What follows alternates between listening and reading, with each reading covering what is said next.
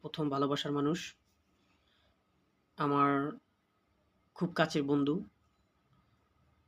যাকে আমি এখনও অনেকটা ভালোবাসি, অনেক পছন্দ করি। যার সাথে আমার আজকের বা তার জন্মদিনের দিনটা আমার কাটানোর কথা ছিল, যদিও কোনো কারণে হয় নাই। তার সাথে যদি এই দিনটা কাটাতে পারতাম, তাকে যদি সময় দিতে পারতাম, নিজের কাছে অনেক ভালো লাগতো। তারপরে তার জন্য অনেক শুভকামনা। যখন আমাদের সম্পর্কটা নাই, আসলে কাউকে আমি দোষ দিতে চাই না।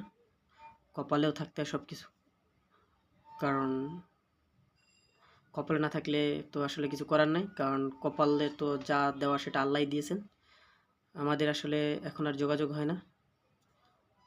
তো সব দিক মিলিয়ে আবারও তাকে জন্মদিনের শুভেচ্ছা, অগ্রিম শুভেচ্ছা। সবাইকে ধন্যবাদ। আল্লাহ হাফেজ।